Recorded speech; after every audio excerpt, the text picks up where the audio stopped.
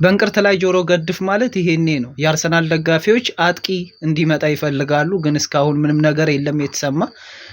ጭራሽ ደግሞ ቶማስ ፓርቴ ሊለቅ ነው። በእርግጥ ማርቲን ዙቢሜንዲ ኦልሬዲ አሁን ከ5 ደቂቃ በፊት ፋብሪዚዮ ሮማኖ ኮንፊርም አድርጎታል። የዚህ ልጅ አርሰናልን የመቀላቀሉ ነገር የበለጠ እርግጥ ሆኗል። ከዚህ በኋላ ማርቲን ዙቢሜንዲ የአርሰናል ተጫዋች እንጂ በፍጹም የሪያል ሶሲዳድ ሊሆን አይችልም። ግን ደግሞ ቶማስ ፓርቴን መልቀቅ አርሰናልን ዋጋ የሚያስከፍለው ይመስለኛል። ለቀጣይ የውድድር ዘመን ጤናማ ሆኖ የሚቀጥል ቢሆን የበለጠ ማርቲን ዙቢሜንዲ ሊጉንም የሚያውቀው አይመስለኝም። ስፔን ላይ ነው የተጫወተው። ላይ ከብደው ይችል ይሆናል፣ ግን ቶማስ ፓርቴ የሚሰጠውን ያህል ማርቲን ዙቢሜንዲ የማይሰጣቸው ደግሞ አንዳንድ ነገሮች አሉ። በነፃ ማጣት ለእኔ ኪሳራ ነው። ቢያንስ 1-2 ዓመት እሱን ማቆየትና ማጫወት መቻል። በተለይ ደግሞ ከደሞዝ አንጻር ነው አልተስማሙም የሚባለው በዋናነት። ኤኒዌይስ ግን አንድሪያ ቤርታ የሰራቸው ወይም እየሰራቸው ያሉ ጥሩ ነገሮች አሉ፣ ግን ቶማስ ፓርቴን አሳምኖ ማቆየት የቻለ አይመስለኝም። ባርሴሎና በሰፊው ስሙ ከዚህ ልጅ ጋር እየተያያዘ ነው። አርሰናል ግን ከፊት መስመርም ባለፈ አሁን አማካይ ቦታ ላይም ቢሆን ሌላ ስራ ራሱ ላይ ጨምሯል ማለት ነው። አሁን አንድ አማካይ ሳያስፈርሙ የሚቀሩ አይመስለኝም እንግዲህ ከማርቲን ዙቢሜንዲ በኋላ። ያ ካልሆነ ግን ያው አሁንም ማርቲን ዙቢሜንዲ ነው የተካው ማለት እንችላለን። ግን ስጋት ነው ደግሞ የበለጠ ልክ ባለፈው ፔዤ ላይ ወይም በሻምፒዮንስ ሊጉ ጨዋታ ላይ ቶማስ ፓርቴን አርሰናል ካጣ በኋላ እንዳየነው ሁሉ የስኳድ መሳሳት እንዳይገጥመው ያሰጋል። ከዚህ በኋላ ቶማስ ፓርቴ ቢቆይ ብዙ ጨዋታዎችን እድል ላያገኝ ይችላል፣ ግን ደግሞ ለስኳድ ዴፕስ ያስፈልጋል። አርሰናል ከዚህ በኋላ የዋንጫ ግዴታ ውስጥ ገብቷል፣ እንደ ቶማስ ፓርቴ አይነት ሰው ስለሚያስፈልገውም ጭምር ነው። ለማንኛውም ሀሳባችሁን ኮሜንት ሴክሽን ላይ ማስፈር ትችላላችሁ። ፎሎ፣ ላይክ፣ ሼር ማድረግ እንዳይረሳ። ይመቻችሁ። በቃ አንዳንዴ ነገሮች ይጠማሉ። በተለይ ደግሞ ፌዴሪኮ ኬዛን ለተመለከተ ይሄ ይገባዋል እና እሱ ወደ ሊቨርፑል ቤት ሲመጣ የጨዋታ እድልን የሚያገኝ አዲስ የህይወት ምዕራፍን የሚያገኝ መስሎት ነበረ። ኢቭን የሊቨርፑል ደጋፊዎች በራሳቸው በጣም አሪፍ ተጫዋች ያገኙ መስሏቸው ነበር፣ ደስተኛ ነበሩ ሲገዙት። ግን ደግሞ ያ ሊሆን አልቻለም። ለሊቨርፑል እንደው አልተጫወተም ማለቱ ይሻላል። ምንም አልተጫወተም። በቃ ያገኛቸውን የደቂቃ እድሎች ካያችሁ ጥሩ አይደሉም እና ፌዲ ድጋሚ እድሎችን ማግኘት አልቻለም። ሊቨርፑል አልተስማማውም። አሁን ደግሞ የበለጠ ሊለቅ ይችላል የሚሉት ወሬዎች በርከት ብለዋል። እሱና ቀን የጨለመባቸው ሌሎች ተጫዋቾችም አሉ፣ እንደነ ዳርዊን ኑኔዝ ያሉትም ቢሆን አሁን የበለጠ ገዢ እየተፈለገላቸው ነው። በእርግጥ ዳርዊን ኑኔዝን ምን ያህል ቡድን 59 እና ከዛ በላይ ሚሊዮን ፓውንዶችን አቅርቦ ይገዛዋል ሌላ ጥያቄ ቢሆንም፣ ግን ደግሞ የበለጠ ፌዴሪኮ ኬዛ ለሀገሩም እንኳን እንዳይጫወት የጨዋታ እድሎች እንደሚያስፈልጉት ጋቱሶ ተናግሯል። እሱን ማየት እንፈልጋለን። የጨዋታ እድሎችን አግኝቶ ማየት እንፈልጋለን ለብሔራዊ ቡድኑ እሱን ለመጥራት የሚል አስተያየትን ደግሞ እንዲሁ እንደምትመለከቱት ሰጥቷል ማለት ነው እና ፌዴሪኮ ኬዛ አሁን የበለጠ ሌሎች አማራጮችን ማየት ያለበት ይመስለኛል። ወደ ትንንሽ ክለቦች ከሊቨርፑል በደረጃ ያነሱ ክለቦች ጋር እንኳን ሄዶ እድሉን መሞከር ያለበት ይመስለኛል። ኤኒዌይስ እናንተስ በፌዲ ጉዳይ ላይ ያላችሁ ሀሳብ ምንድን ነው? ሀሳባችሁን ኮሜንት ሴክሽን ላይ ማስፈር ትችላላችሁ። ፎሎ፣ ላይክ፣ ሼር እንዳይረሳ። ይመቻችሁ። እኔን ምርጫ ታውቃላችሁ። እኔ ሞርጋን ሮጀርስን ነው የምመርጠው። ሞርጋን ሮጀርስ ሲጫወት ማየት ደስ ይለኛል። የአስቶን ቪላ ጨዋታ ከተመለከትኩ ሞርጋን ሮጀርስ ከሌለ እንደው ማየትም ደስ አይለኝም። ኤኒዌይስ የኔ ምርጫ ሞርጋን ሮጀርስ ነው። እነዚህ 6 የተደረደሩ ተጫዋቾች ወጣት ተጫዋቾች ናቸው። የፒኤፍኤ የ2025 ምርጥ ወጣት ተጫዋች ወይም ያንግ ፕሌየር ኦፍ ዘ ይር ቶፕ 6 ተብለው የተመረጡ ናቸው። እናንተ ማን ቢያሸንፍ ደስ ይላችኋል? በተለይ ሊያም ዴላፕ አለ። ሊያም ዴላፕ እንግዲህ ቼልሲ ያለ ምክንያት አይደለም አይደል ከማንቸስተር ዩናይትድ ይህንን ተጫዋች የነጠቀው ማለት እንችላለን። አይፕስዊችን ለማዳን የተንደረደረ ከዛ ባለፈ ዲያን ሁይሰን ማለት ደግሞ አስቡት ወደ ሪያል ማድሪድ መዛወር፣ ሪያል ማድሪድን ማሳመን መቻል ከባድ ነው፣ ግን ያንን አድርጎታል። ሜሎስ ኬርኬዝ ሊቨርፑል እሱን ሊያስፈርመው ፈቃደኛ የሆነ የእሱ ክሮሶች በጣም አደገኛ የሆኑ ሊቨርፑል ተጫዋችን ካመነ ነው የሚያስፈርመው። ማንኛውንም ተጫዋች ካላመነበት ሊቨርፑል አያስፈርምም።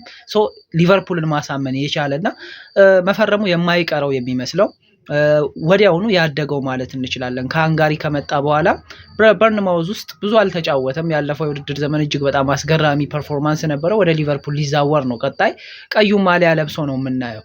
ሉዊስ ማይልስ ስኬሊ ይሄ ተጫዋች ደግሞ አስቡት ያለ ቦታው እየተጫወተ አርቴታን ማሳመን የቻለ ለአርሰናል ከግዢም በላይ ግዢ ማለት እንችላለን። ከአካዳሚ የወጣ ግን ደግሞ ከግዢም በላይ የሆነ ተጫዋች ኤታን ዋኔሪ በቦታው ከማርቲን ኦዴጋርድ ጋር እየተፎካከረ ቡካዮ ሳካ እንኳን በሌለበት ሰዓት ቡካዮ ሳካ ቦታ ላይ እየተሰለፈ ደጋፊዎችን ማሳመን የቻለ በደጋፊዎች ልብ ውስጥ የገባ ተጫዋች ነው። እናንተ የትኛው ተጫዋች ቢመረጥ ደስተኛ ናችሁ? ሀሳባችሁን ኮሜንት ሴክሽን ላይ ማስፈር ትችላላችሁ። እነዚህ ግን ምርጥ 6 ወጣት ተጫዋቾች ተብለው ተመርጠዋል ወይም ታጭተዋል ማለት ነው። የኔ ምርጫ እንዳልኳችሁ ሞርጋን ሮጀርስ ነው። ፎሎ፣ ላይክ፣ ሼር ማድረግ እንዳይረሳ። ይመቻችሁ። ፋብሪዚዮ ሮማኖ የሁጎ ኤኪቲኬን ጉዳይ በዩቲዩብ ይዞት በወጣው መረጃ መሰረት እንግዲህ እነዚህ ከላይ ምስላቸውን የምትመለከቷቸው 3 ክለቦች ተፋጠውበታል። ሊቨርፑል ያላንዳች ምክንያት ወደዚህ ልጅ አልዞረም፣ ግን ደግሞ ከአይንትራክት ፍራንክፈርት ተጫዋችን ማምጣት ከባድ ነው ይባላል። በታሪኩም ክለቡ እንግዲህ ተጫዋችን ማዋደድ ያውቅበታል። እስከ 100 ሚሊዮን ዩሮ ያህል ድረስ መጠየቁ ደግሞ የበለጠ ገዢ ክለቦችን ያራቀ ይመስላል እና ቼልሲ እንደውም እኔ ከዚህ ዝውውር ራሴን አወጣለሁ እያለ ሁሉ ተሰምቷልና ቼልሲ እንደዛ ካለ ለሌሎቹ ደግሞ አስቡት። በእርግጥ ሊቨርፑል ያመነበትን ዝውውር እንደሚፈጽም እሙን ነው። ማንቸስተር ዩናይትድ ግን ያን ያህል ዋጋ ይከፍላል ወይ? እንግዲህ ከባድ ነው የሚሆነው። በተለይ ተጫዋቾችን ካልሸጠ ደግሞ የበለጠ ይከብዳል ማንቸስተር ዩናይትድ ላይ። እውነት ለመናገር እኔ አንደር ፐርፎርም ላረገ ከኤክስጂው በታች ላስቆጠረ ግቦች እንዳስቆጠረ ተጫዋች ይህን ያህል ዋጋ ያወጣል ወይ? እኔ አያሳምነኝም። 100 ሚሊዮን ዩሮ አያወጣም። ግን እየተባለ ቢገኘው ዋጋውን ለማዋደድ ነው እንጂ ከ90 እስከ 80 ድረስ እንደው ቢያገኝ እንኳን ይሸጣል ነው የሚባለው። ኤኒዌይስ ማንቸስተር ዩናይትድ ስለ ተጫዋቹ ከወኪሉ ጋር እንደተነጋገረ ጭምር ነው መረጃዎች ሊወጡ የሚገኙት። ስለዚህ ጉዳይ ቼልሲ አማራጭ ይዟል። ዣኦ ፔድሮን እየተባለ ይገኛል። ሁጎ ኤኪቲኬን ቢያገኝ ግን አይጠላም ነው። ከ2 ሳምንት በፊት በሰማሁት መረጃ ራሱ ፋብሪዚዮ ሮማኖ እንዳለው ከሆነ ኢቨን አርቢ ሌፕዚግ ለአርሰናል ሼሽኮን በቶሎ ያልሸጠው ምናልባት ሊቨርፑል ሊመለስ ይችላል፣ ወደ ገበያው ሊመጣ ይችላል ብሎ እንደሚያስብ። ምክንያቱም ዳርዊን ኑኔዝ ከሊቨርፑል ጋር የሚቆይ አይመስልም። እስከ 59 ሚሊዮን ፓውንድ ድረስ ካገኘበት ተጫዋቹን ለመሸጥ ይፈልጋል ሊቨርፑል እና ያኔ የ9 ቁጥር ተጫዋች ኢላማው አድርጎ እየተንቀሳቀሰ ነው። ምንም እንኳ ፈርስት ቾይሱ ኢሳክ ቢሆንም ግን ደግሞ ኢሳክን ካላገኘ ይሄ ተጫዋች ሊሆን ይችላል ነው የሚባለው። ግን አርቢ ሌፕዚግም ቢሆን እየጠበቀው ነው የሊቨርፑልን መምጣት በቤንጃሚን ሼሽኮ ላይ የሚል መረጃዎችን ከሳምንት በፊት ፋብሪዚዮ ይዞ ወጥቶ ነበር። ለማንኛውም የሁጎ ኤኪቲኬ መዳረሻ የት ይመስላችኋል? ይሄ ተጫዋች እንግዲህ ሀሳባችሁን ኮሜንት ሴክሽን ላይ ማስፈር ትችላላችሁ። ከዛ ባለፈ ፎሎ፣ ላይክ፣ ሼር እንዳይረሳ። ግን በሁጎ ኤኪቲኬ ጉዳይ አዲስ ነገር ሲኖር እንዲደርሳችሁ የፕላስ ምልክቷን በመጫን ፎሎ ማድረግ እንዳትረሱ። ይመቻችሁ። እናንተ በምትደግፉት ክለብ ውስጥ ያሉትን ስፖርቲንግ ዳይሬክተሮች በምን መስፈርት እንደምትገመግሟቸው ባላቅም፣ እኔ ግን በተለይ ስፖርቲንግ ዳይሬክተሮችን ከግዢም ባለፈ በሽያጭ የበለጠ በገመግማቸው እመርጣለሁ። አብዛኞቻችን እንግዲህ አንድሪያ ቤርታ በጣም አሪፍ ነው እንላለን በአርሰናል ቤት። ይሄ ከጀርባ የምትመለከቱት ምስል እንግዲህ አርሰናል እስከዛሬ በውድ ብሎ እንግዲህ የሸጣቸው ወይም ከሽያጭ ያገኘባቸው ትልቁ ዝውውሮች እነዚህ ናቸው። ተመልከቱ። እስካሁን አሌክስ ኦክስሌድ-ቻምበርሌን ነው 38 ሚሊዮን ዩሮ ትልቅ እንኳን ከተባለ ማለት ነው። እና እንደዛ እያለን እንደው እስከ 10 ያሉትን ከተመለከትን የመጨረሻ ላይ የሚቀመጠው ጆ ዊሎክ ነው። ጆ ዊሎክ እንግዲህ በኤዱ ስር ያኔ ለኒውካስል ሲሸጥ በ29.4 ሚሊዮን ዩሮ ነበር የተሸጠው። በጣም ደካማ ነው። ከክለቡ ትልቅነት አንጻር ካየ ነው አርሰናል 40 ሚሊዮን ዩሮ እንኳን የሸጠው ተጫዋች የለም ማለት ነው። በጣም ደካማ ነው ሽያጭ ላይ። ሰው አንድሪያ ቤርታ ጥሩ ተጫዋቾችን ሊያመጣ ይችል ይሆናል፣ ግን ደግሞ ሽያጭ ላይ የበለጠ ራሱን ማሳየት አለበት ብዬ ደግሞ አስባለሁ እና የበለጠ ጉብዝናውን የምንረዳው ለክለቡ በሚያመጣው ረቨኑም ጭምር ነው ብዬ ነው የማስበው። እና አሁን ኦሌክዛንደር ዚንቼንኮን ሲሸጥ በምን ያህል ዋጋ ነው የሚሸጠው የሚለውን ማየት አለብን። ቶማስ ፓርቴን ከወዲሁ በነፃ ሪሊዝ ሊያደርጉት እንግዲህ ፍሪ ኤጀንት ሊሆን ተቃርቧል። ሌሎች ተጫዋቾችም ለሽያጭ የቀረቡ አሉ እንደነ ዣኩብ ኪቪዮር እና ሌሎችን በርካቶችን እንግዲህ ለሽያጭ አቅርቧቸዋል ነው የሚባለው። እና አርሰናል እዚህ ነገር ላይ ማተኮር አለበት። ሽያጭ ላይ በጣም ደካማ ነው። ሰው አንድሪያ ቤርታ ቀላል ስራ አይጠብቀውም። ከዚህ በኋላም እንግዲህ ተጫዋቾችን የበለጠ ሪሴል ቫሊዩ ከፍ አድርጎ መግዛት ሊጠበቅበት ይችላል ማለት ነው። ያሉትንም መሸጥ እንደዛው እና አንድሪያ ቤርታ በጣም ትልቁን ነገር ልንገመግምበት የሚገባው ነጥብ ይሄ ነው ብዬ ነው የማስበው። እና የአንድሪያ ቤርታን ጉብዝና ጥቀስ ከተባልኩኝ እኔ ከዚህ በኋላ እሱ ሊሸጣቸው በሚችላቸው ሽያጮች ላይ የተመረኮዘ ይሆናል ማለት ነው። ለማንኛውም እንዲህና መሰል አይነት መረጃዎች እንዲደርሷቸው የፕላስ ምልክቷን በመጫን ፎሎ ማድረግ እንዳትረሱ። ከዛ ባለፈ ላይክ እና ሼር። ይመቻችሁ። ማንቸስተር ሲቲ ቅጣት ተከናንቧል። 1 ሚሊዮን ፓውንድ በምን የተነሳ ተቀጣ? እስኪ የምንመለከተው ይሁን። ከዛ አስቀድሞ ግን እናንተ የፕላስ ምልክቷን በመጫን ፎሎ ማድረግ እንዳትረሱ። እንግዲህ ማንቸስተር ሲቲ ቅጣት የተጣለበት ወይም 1 ሚሊዮን ፓውንድ የተቀጣው ጨዋታዎች ላይ በመዘግየቱ የተነሳ ነው። ያ ማለት የጨዋታ ጅማሮ ላይ ይዘገያል። ከዛም ባለፈ ደግሞ እንዲሁ ተጫዋቾች ከረፍት መልስ ሲገቡም ቢሆን መዘግየት ይታይባቸዋል የሲቲ ተጫዋቾች ተብሎ ነው የተቀጣው። በባለፈው የውድድር ዘመን 9 ጨዋታዎች ላይ ይሄንን ነገር ነገር አድርጎታል። በነገራችን ላይ እንደው እውነት እንነጋገር ከተባለ ከዛም ዓመት በፊት ወደ በርካታ ጨዋታዎችን እንዲሁ እየዘገየ ይገባ ነበረ። በዚህም ወደ 2 ሚሊዮን ፓውንድ ያህል ተቀጥቶ ነበር።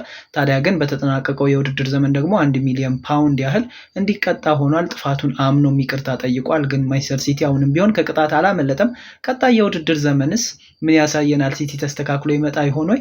የምንመለከተው ይሆናል። ግን ማንን ተማምኖ ነው የሚለው ደግሞ ሌላ ጥያቄ ያስነሳል። ለማንኛውም እናንተ የፕላስ ምልክቷን በመጫን ፎሎ ማድረግ እንዳትረሱ። ከዛ ባለፈ ላይክ እና ሼር ይመቻችሁ። በአዲሱ የውድድር ዘመን የእንግሊዝ ፕሪሚየር ሊግ ጨዋታዎች ላይ እነዚህ 10ቱ ሳምንታት በጣም ምርጥ ጨዋታዎችን የምትመለከቱባቸው ናቸው ሲል ፕሪሚየር ሊጉ ይሄንን መረጃ አጋርቷል። ያም ማለት ገና በመጀመሪያ ሳምንት እንግዲህ ምርጡን ጨዋታ የምንመለከተው ወይም የምንጀምረው የአስቶን ቪላን እና የኒውካስል ጨዋታን በማየት ነው። በተለይ ደግሞ እነዚህ ሁለት ቡድኖች ያሏቸውን ተጫዋቾች ያሏቸውን ሪሶርሶች የማያጡ ከሆነ ሁለቱም ቡድኖች ምርጥ ጨዋታን እንደሚያስመለክቱን አንጠራጠርም። አሁን ባለው ወቅታዊ ፐርፎርማንስ አንጻር ማለት ነው፣ ካለው ኑባሪያዊ ሁኔታ አንጻር። እንዲሁ ደግሞ ማንቸስተር ዩናይትድ ከአርሰናል፣ ይሄ እንደውም ለሀገራችን ደጋፊዎች እጅግ በጣም ምርጡ ጨዋታ ማለት እችላለሁኝ። በዕለተ እሁድ የሚደረገው የሱፐር ሳንዴይ ጨዋታ ነው፣ የመጀመሪያው ሳምንት ማለት ነው። በሁለተኛው ሳምንት ደግሞ እንዲሁም ማንቸስተር ሲቲ ቶተንሃምን የሚያስተናግድበት ጨዋታ ነው።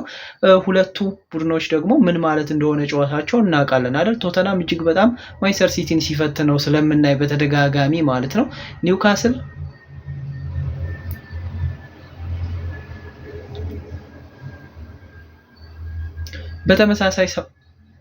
በተመሳሳይ ሳምንት ጨዋታ ደግሞ ኒውካስል ሊቨርፑል ሴንት ጄምስ ፓርክ ላይ ቀላል ፍትጊያ አይደለም።